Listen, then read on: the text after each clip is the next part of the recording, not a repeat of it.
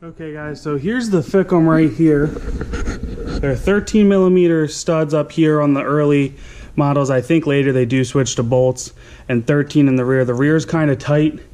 I have a power ratchet I use from Milwaukee. So now this is loose. So I'm gonna set the camera over here and I'm gonna struggle with pulling off the, there's 3, I think, big plugs in the rear. And I'm gonna do that because that felt awesome.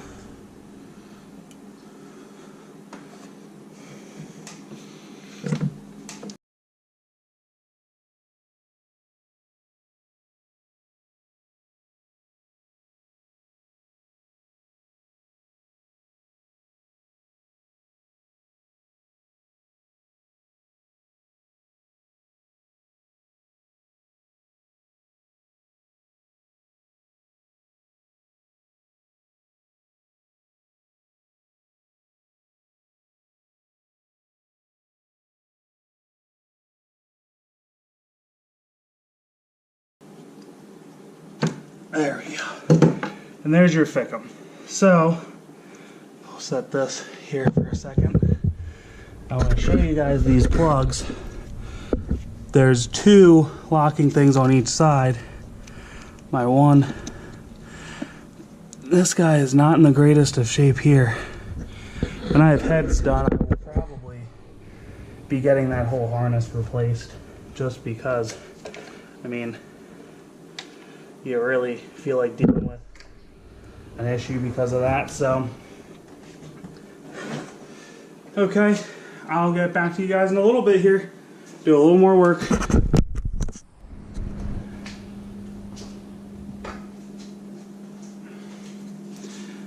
Okay guys, so we have the degas bottle out.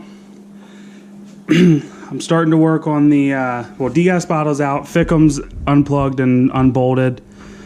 We have the intercooler pipe, the air box, both batteries are removed. I'm starting to work on the passenger side now. We're working on getting that cac boot or tube out. So next I need to do is I need to take this valence off, which is a pain in the butt. But what you do is there's clips along the way. One of these times I will stop hitting that dumb thing. But I do like this light. If it would stay.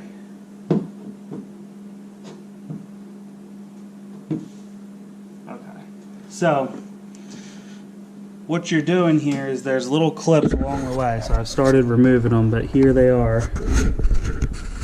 Right in there. And you take a screwdriver from the side and kind of pry up. Prying up. And then typically I've done this with like 2 screwdrivers at a time.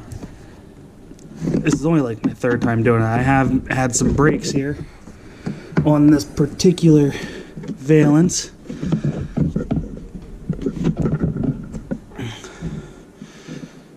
So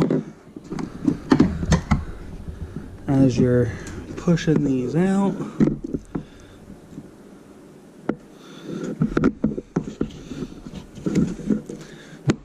so you want to push them and then pull up on the valence itself here, and if you can,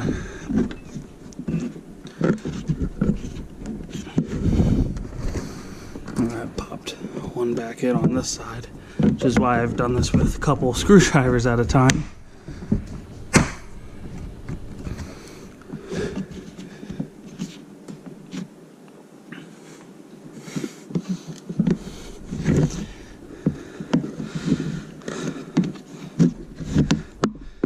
So there, looks like we are just about, okay, so we have like 4 of them out.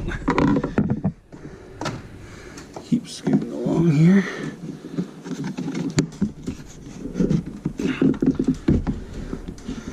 And as you get more and more of these out, it does get easier as you go down. But I did want to show that because that really stumped, as dumb as that is, that really stumped me my first time doing this. So I'm going to get that out, get a couple things loosened up, and show you the next part. Okay guys, we're back here. So what I've done is I have my cack boot all loosened up and pulled off of the turbo. Again, I leave them on the pipes, and then I have down below loosened up.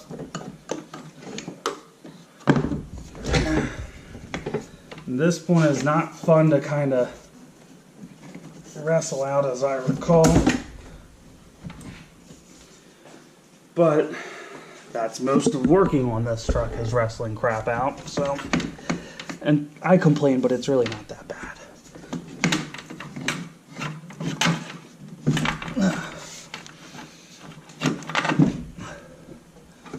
And there's that. You do want to check all your clamps. Make sure you have all your clamps here. One of mine fell off.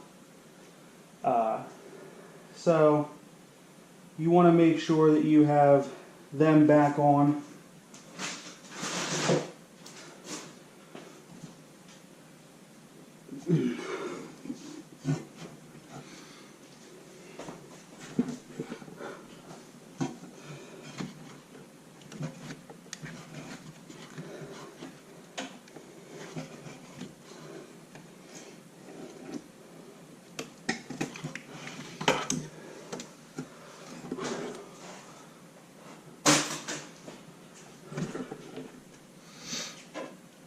Okay, so this tube, to my coolant filter, just set to the side there.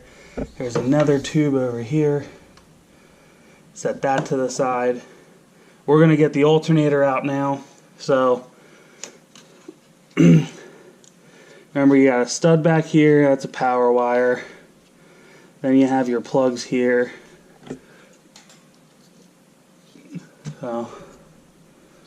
Oh, I guess you can just unplug it from here.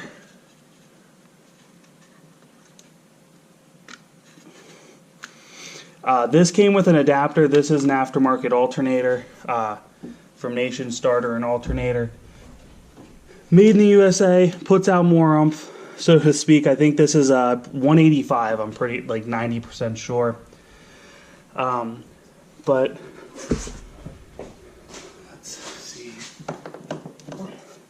this part's really fun, getting this belt off, because this sits a little higher from factory.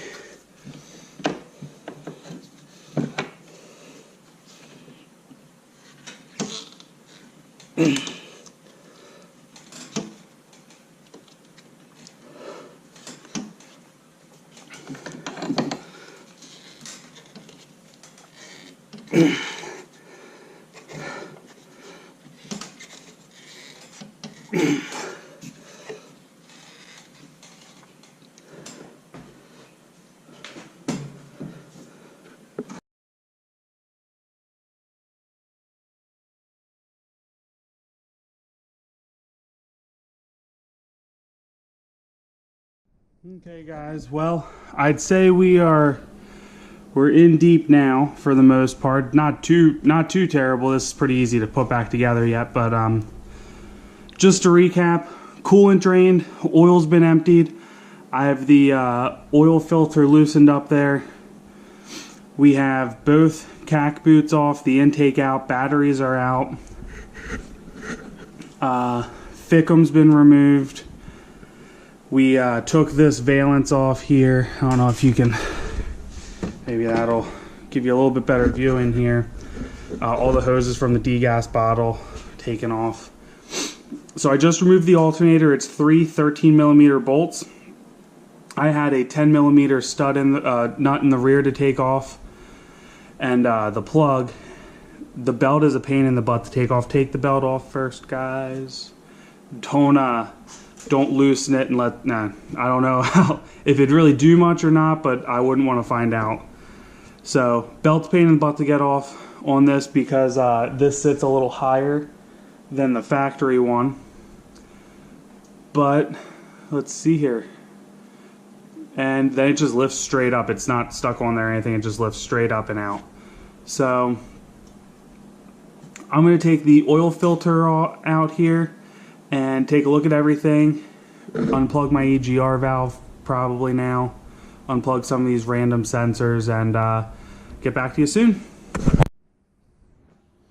Okay guys, so I'm going to remove this intake elbow.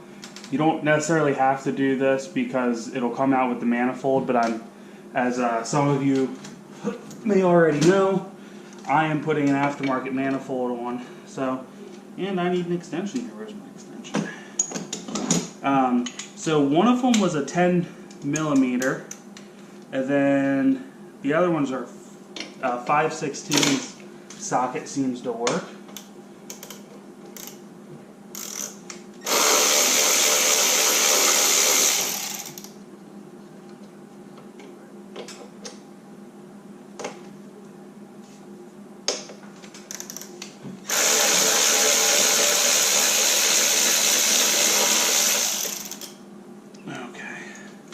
I'm going to keep these bolts separate.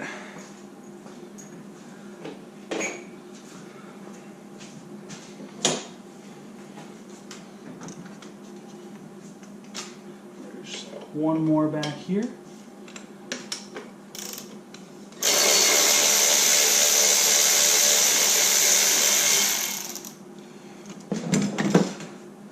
I hope the audio's coming up all right. If it's not, I might try to maybe talk over what I'm doing then. So, there it is, big old honking thing. Shoot straight down into your intake there. Which I gotta say, my intake is clean. Huh. Like, really clean. That's kind of surprising. That's probably because my crankcase vent system isn't really working. So, anyway, there's another like 4 bolts, I think, that hold that down.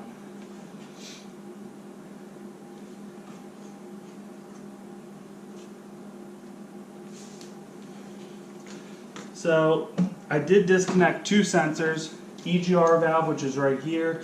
No idea what that is, but that's disconnected.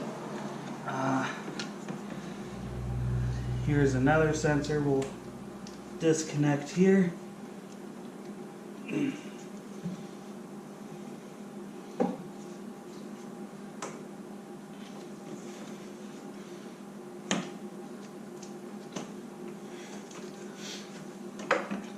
So you're getting to that part where it's time to get rid of wiring harnesses.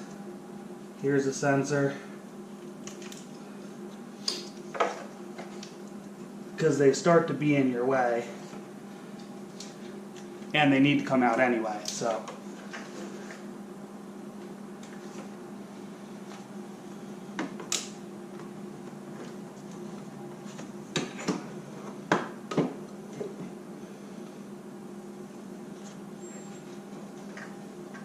So what I'm going to do now is I'm going to go through again some of these sensors, get a bunch of them disconnected, probably undo my not glow plugs, my injectors, and just get that wiring harness out of the way, and we'll go from there, guys.